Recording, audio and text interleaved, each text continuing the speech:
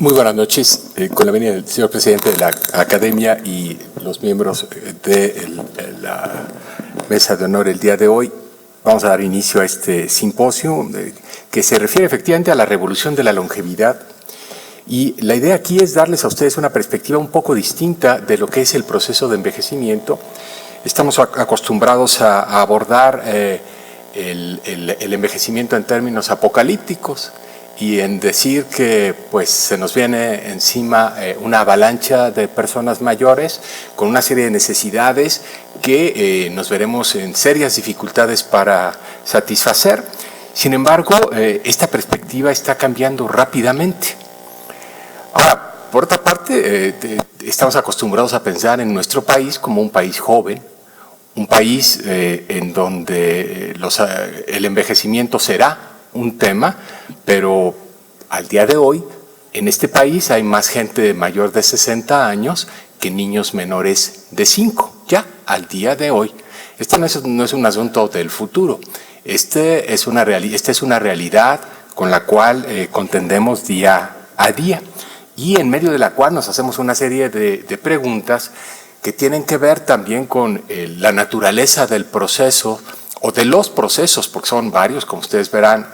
a continuación, que están detrás de este fenómeno al que llamamos envejecimiento, tanto en el nivel demográfico como en el nivel individual.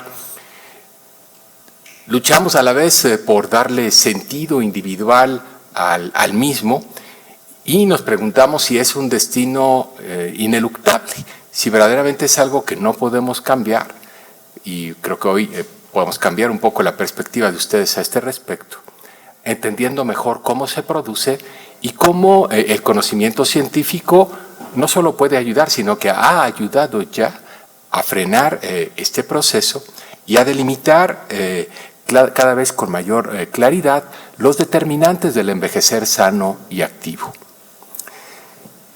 Esto es una anécdota, pero no deja de ser interesante. Hace algunos años, dos biodemógrafos muy conocidos, Jay Olshansky y Steven Oustad, crearon un fondo, hicieron una apuesta y dijeron, uno, que en el momento en que hacían la apuesta ya estaba en vida aquel que por primera vez alcanzaría los 150 años de edad. Y pues habrá que esperar a ver que transcurran esos 150 años. Bueno, en ese momento a lo mejor no faltaría tanto, pero todavía no lo vemos. Lo que sí es cierto, y todos hemos constatado, es que la espectacular modificación de la esperanza de vida de nuestra especie se ha dado en un lapso de tiempo extraordinariamente corto. Así como es tan solo en el último siglo que ha vivido la mayor parte de los seres humanos que han pisado esta tierra, también en tan solo 4 generaciones se ha concentrado los cambios que han determinado que la esperanza de vida de nuestra especie se duplique. Así, se duplique. Si eso no es modificar el proceso de envejecimiento, no sé cómo podríamos llamarle. Y ustedes ven aquí en esta gráfica cómo el riesgo de morir para el hombre en la época paleolítica, ilustrado aquí por una línea negra, el riesgo de morir muy elevado en los primeros años de la vida y que decrece de manera significativa en la edad madura y se va acrecentando con el paso del tiempo. A este riesgo de morir le separa ya una distancia considerable cuando vemos el riesgo de morir para la población japonesa, la población del único país hiperenvejecido en donde ya este contingente poblacional ha superado el 25% de la población. En un país donde la gente que nace hoy en día tiene una esperanza de vida 10 años superior a la nuestra, 84 años. Y el fenómeno además se ha masificado. Es cierto, siempre ha habido gente que ha alcanzado los 80 años y los 100 probablemente, pero esto era un fenómeno de excepción. Hoy la vejez se ha democratizado y los cambios que hemos observado simplemente a través de la mejora en las condiciones de vida de nuestras poblaciones, que como les decía, en las últimas generaciones han conducido a una duplicación de la esperanza de vida al nacer, podemos también obtenerlas a través de la manipulación de animales de laboratorio y modificaciones tan espectaculares como esa y mayores aún, puesto que recién, primero, Cynthia Kenyon en San Francisco demostró cómo bajando el switch de lo que ella denominó el H1, un solo gen del nematodo Cenorhabditis elegans, ella podía duplicar la esperanza de vida de este bicho y no solo duplicar su esperanza de vida, sino preservar su capacidad funcional a través del tiempo. Hoy sabemos que bajando 2 switches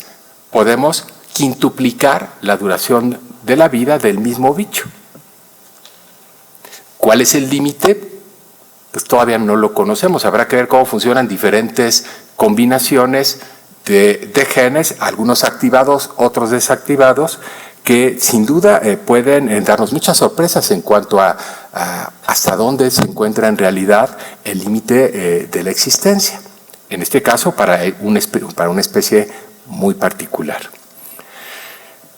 Desde hace 30 años nos hemos familiarizado con esta imagen, que es la curva de supervivencia propuesta por Fries, en donde él nos muestra cómo a través de los años se ha venido comprimiendo la morbilidad y cómo la gente envejece cada vez en mejores condiciones, como al día de hoy, los 50 de hoy son, pues a lo mejor no los 30, pero sí los 40 de otrora, y cómo cada vez el límite que representa el inicio de la pendiente de deterioro funcional va reculando paulatinamente y se va acercando cada vez más al límite de la existencia, cerrándose la brecha entre la esperanza de vida al nacer y la esperanza de vida en salud. Pero a la par, si bien hemos visto esto en sociedades postindustriales, nos hemos percatado también y cada vez con mayor claridad del hecho de que en los últimos años, conforme la gente alcanza edades muy avanzadas, acumula también una serie de déficits y que la probabilidad de acumularlos es mayor a mayor edad. Y que estos déficits tienen determinantes que no solo son biológicos, que se encuentran con mayor probabilidad en personas en situación de desventaja. Y que las principales afecciones, no tengo siquiera que nombrarlas, ustedes las conocen bien, pero es interesante que afecciones en apariencia tan disímbolas como las que aparecen en la lista tienen en realidad determinantes comunes. Al parecer, la mayor parte de lo que hemos dado en llamar enfermedades crónicas no transmisibles tienen determinantes genéticos compartidos y los estudios de genoma completo que nos han permitido aproximarnos a la elucidación de los determinantes de estas afecciones convergen en ciertos genes clave que tienen que ver con el manejo del estrés, con la regulación metabólica y en donde afecciones como el cáncer, la enfermedad de Alzheimer, la aterosclerosis y la diabetes encuentran aparentemente su origen. Esto ha llevado a un grupo de trabajo, curiosamente aparece aquí nuevamente el nombre de Jay Olshansky, que publica en octubre pasado este documento que es extraordinariamente interesante, en donde hace un llamado a la reflexión después de una demostración muy elegante hecha por Dana Goodman, investigadora de la Rand Corporation en California, en Los Ángeles, que a través de una microsimulación utilizando los datos del Health and Retirement Survey, el estudio longitudinal más grande del mundo en términos de envejecimiento, es capaz de demostrar el efecto que tendría sobre la esperanza de vida el eliminar, por ejemplo, afecciones en conjunto, las afecciones neoplásicas o en conjunto la enfermedad cardiovascular, y hasta qué punto esto influiría sobre la prolongación de la vida y sobre la preservación de la capacidad funcional. Y después de demostrar, vamos a decir que esto aumentaría por un 20%, no recuerdo la cifra precisa en este momento, hace un modelaje en el cual estima el efecto que pudiera tener el desplazar aún más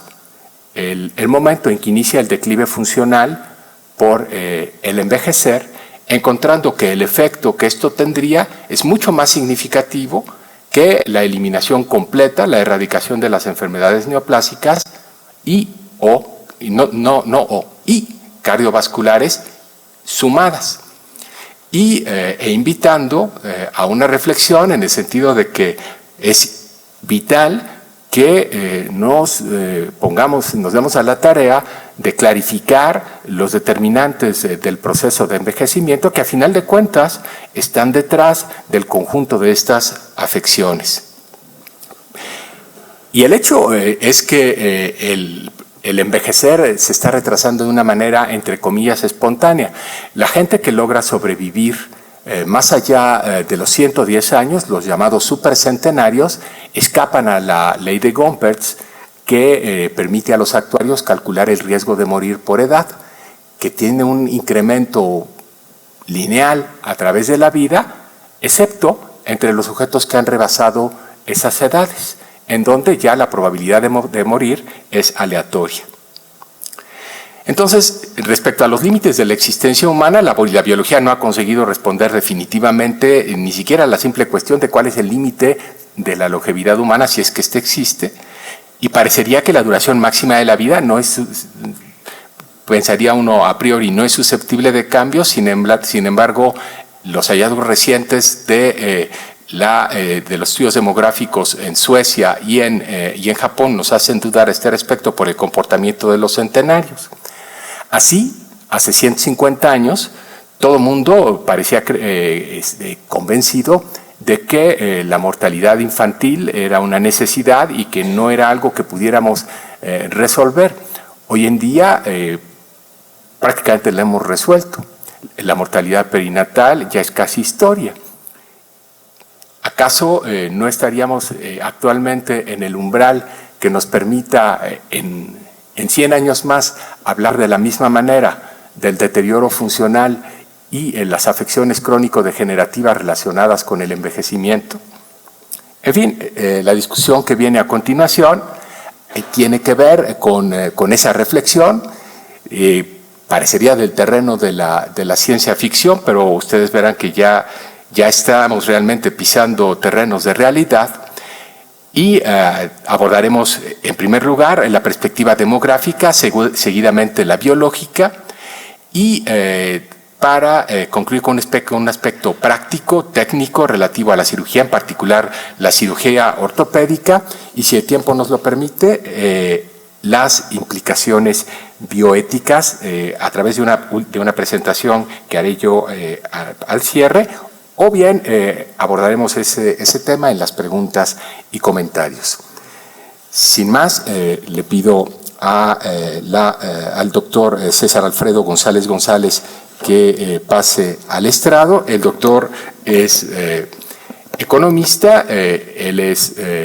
maestro en estudios de población y doctor en estudios de población por el Colegio de México, y es investigador del Instituto Nacional de Geriatría. Y él entrará mucho más en detalle para explicarnos el cómo a través del tiempo se ha venido modificando la esperanza de vida de nuestra especie. César.